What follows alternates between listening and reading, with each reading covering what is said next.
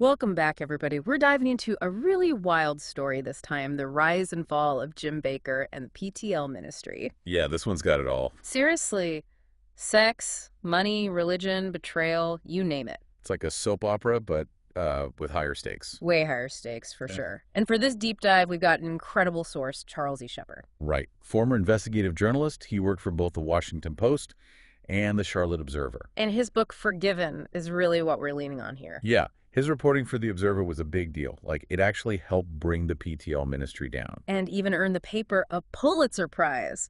Okay, so the 1980s.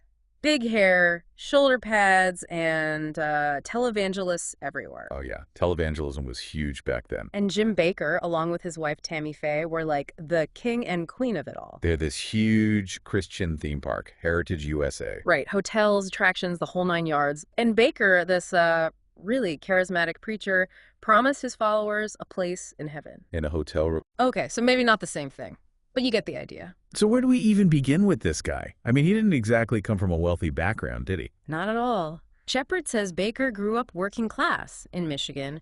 Imagine, he even shared a bed with his brother for the first, 7 years of his life. Wow, that's a far cry from the life he ended up living. Huge contrast. But even as a kid, Shepard says Bakker was kind of a boring salesman, sold stuff from a wagon, then later, shoes. Always hustling. Interesting. So how'd he go from selling shoes to, well, preaching? Well, he met Tammy Faye in college, actually dropped out to marry her, started doing puppet shows for churches. Puppet shows, huh? Yeah. Got to picture Tammy Faye's makeup with those puppets. It's something else. Anyway, Bakker wanted more than puppets.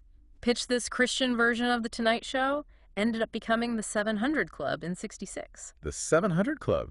That was a game changer, wasn't it? Totally. Huge success. Brought in tons of money and launched Bakker into the national spotlight. So he was a natural on camera. Oh, yeah. Real charisma, connected with people. But Shepard also mentions that Bakker had a bit of a tendency to, stretch the truth. Even back then. Foreshadowing, maybe. Maybe a little bit. So fast forward to '74, he moves to Charlotte and starts what would become the PTL ministry. And this is where things really get going. Big time. Start small, phone in prayer lines, direct mail, that kind of thing. But Bakker's always thinking bigger. He was a builder. Always expanding. Shepard mentions Bakker talking about building mansions in heaven. Wow. Right. Shows his love for these big projects.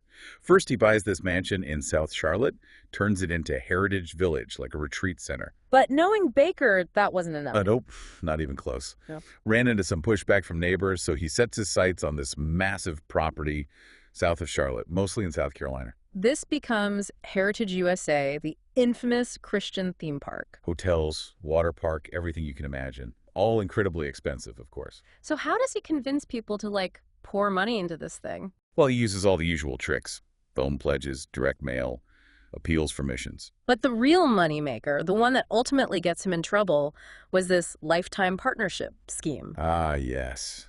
The lifetime partnership. So for $1,000, you got a hotel room at Heritage USA for 3 nights a year for life. Sounds like a pretty good deal, actually. Yeah, on the surface, people loved it, saw it as a way to support the ministry, get a vacation, and maybe even some divine favor. But here's the catch. Bakker oversold them. Way oversold them. More partnerships than rooms. Classic pyramid scheme. And all the while, he's living large, isn't he? Oh, yeah. Shepard uncovers his lavish lifestyle in Palm Springs. Rolls-Royce, Mercedes, constant home upgrades. Doesn't exactly scream humility, does it? Not really. And this starts creating tension within PTL. People start questioning his spending. It's a recipe for disaster, really. A charismatic preacher, a ton of money, and some questionable choices. Things are about to get very interesting. It's kind of crazy how fast things can fall apart, right? Like, for Bakker, it all started with this Jessica Hahn scandal. Shepard gets this cryptic call from her. She says she's calling for a friend. This is the call that breaks the whole thing open, right? Pretty much. Hahn claims she had this sexual encounter with Bakker, got paid hush money to keep quiet. Wow. Big accusation. Huge. And this is back in '84, years before the story actually comes out. Hahn even recants her story later. Bakker denies everything, of course.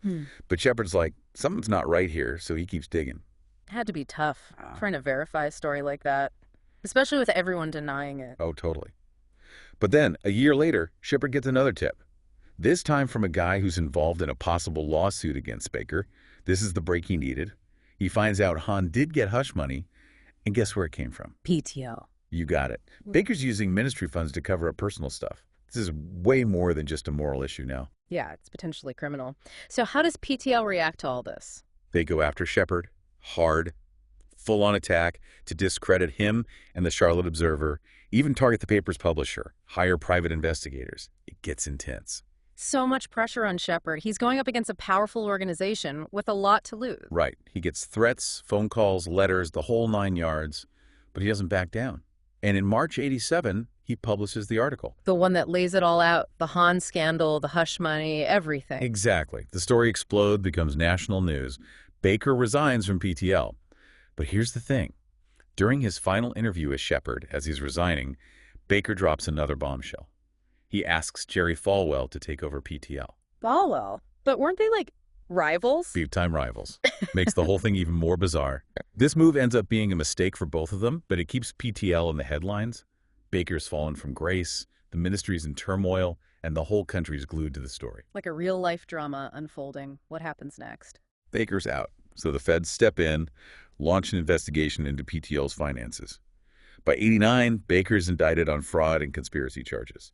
A whole bunch of them. So now it goes from a media circus to a courtroom drama. How's Shepard experiencing all this? The guy who basically brought the whole thing down. For Shepard, it's got to be surreal, right?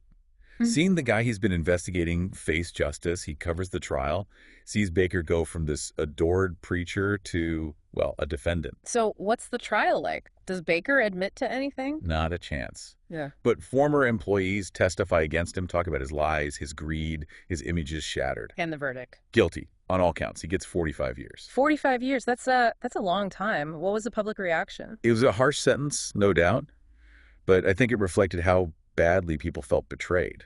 This wasn't just about money. It was about trust, about faith. So from preaching to prison, that's got to be a tough pill to swallow. Absolutely. Bakker serves 5 years, gets out in '94. He remarries, and get this, he goes back to televangelist. Seriously. Yep. Smaller scale, obviously, but he's back. Some people see it as a redemption story. Others are like, once a con man, always a con man. Understandable. Hard to forget something like that. It raises questions about faith, forgiveness, all of it. Like, can someone really change after something like that? That's the big question, isn't it? Shepard digs into Bakker's personality in the book. Suggests he might have narcissistic personality disorder. Grandiose, needs admiration, lacks empathy. So maybe it's more than just greed or ambition. Maybe it's something deeper. That's Shepard's take. Makes you wonder how much of his rise and fall was driven by these personality traits. We've talked a lot about Jim Bakker, but what about Tammy Faye? Where does she fit into all this? Tammy Faye's an interesting character, often seen as this caricature, the over-the-top makeup with the tears. But she had her own following. People loved her warmth, her vulnerability. She's on a talk show, right? One of the first women to do that in the Christian world. And she challenged her husband's views sometimes, advocated for LGBTQ plus rights, people with AIDS. Wow, that's pretty progressive for the time, especially in that environment. It was. And even after the scandal, people still had sympathy for her in a way they never did for Bakker. She seemed more genuine, more willing to own her flaws. Maybe that's what people connected with. She was just herself, even with all the imperfections. So looking back at this whole saga, what can we learn from it? What are the lasting implications? It's a cautionary tale, for sure. Shows what can happen when power goes unchecked, especially in religious organizations. Charisma, money, devoted followers. It's a dangerous mix. It's scary to think about. How do we prevent something like this from happening again? Transparency is a big one. Religious groups need to be open about their finances, how they operate, who's in charge. Donors deserve to know where their money's going. Makes sense. And what about accountability? How do we make sure leaders are held responsible for their actions? You need systems in place, right? Independent boards, ethical guidelines, ways for people to speak up without fear. Can't just rely on faith or charisma. So the Bakker scandal is like a wake-up call. Reminds us that even in matters of faith, we got to be skeptical, we got to be vigilant. Absolutely. The Bakker case also raises some big questions about the role of the media. How so? Didn't they help expose him? They did, but they also helped create him, Gave him the platform, the attention. It's a double-edged sword.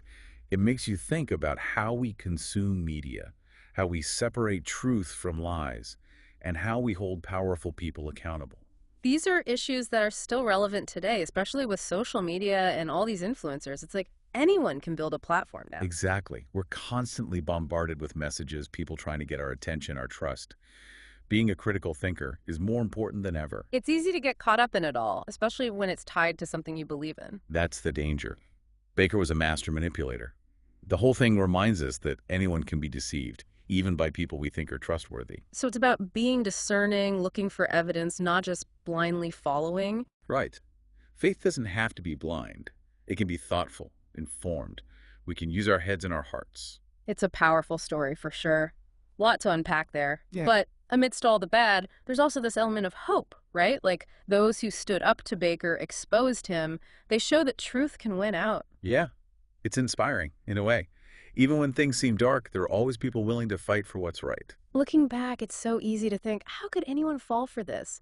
But Baker was really good at tapping into people's needs, their hopes, their fears. He knew what made people tick, especially that desire for something more, something better. He offered this sense of community, belonging, like you're part of something big, something important.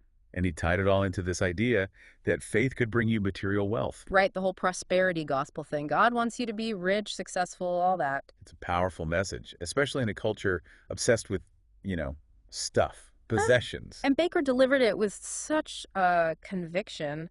Those TV shows were like a spectacle. Music, laughter, tears. It was designed to get you emotionally invested, blurred the lines between faith and entertainment. So how do we protect ourselves from that kind of manipulation, especially when it's wrapped up in religion? Critical thinking. Got to be willing to question what you see, what you hear, look beyond the surface. Ask yourself, does this align with my values? What's the evidence? Are they being transparent? Those are all good questions. But being critical, especially when it comes to faith, that can be tough.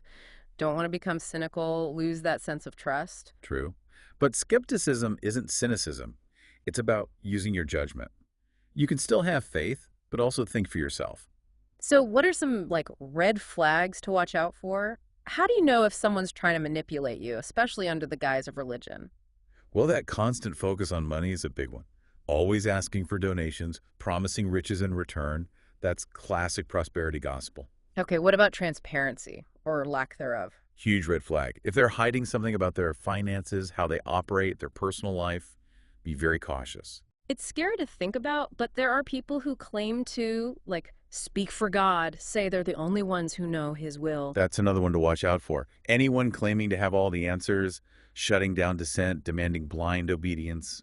No one has a monopoly on truth, especially not in religion. So it comes down to discernment, looking for evidence, using your head and your heart. Exactly. Faith doesn't have to be blind. It can be informed, thoughtful. We can learn from the Baker story. Don't just blindly accept what you're told, even from religious figures. It's a powerful lesson. The Baker scandal shows how easily power can be abused, how even those we trust can let us down. It's a reminder to stay vigilant, ask questions, demand accountability, whether it's in our churches, our communities, or our government. And remember, there were people who stood up to Baker, exposed him. They show that truth can prevail, even when it seems like everything's falling apart. It's inspiring. Gives me hope, even amidst all the darkness. So as we wrap up this deep dive, remember the lessons of Jim Bakker. Question everything, demand transparency, and never stop thinking critically. It's our best defense against those who would exploit our faith for their own gain. Well said. The Baker story, while disturbing, ultimately highlights the need for informed faith, ethical leadership, and the courage to speak truth to power. Thanks for joining us on this journey, folks. It's been quite a ride. Until next time, keep learning, keep questioning, and keep diving deep.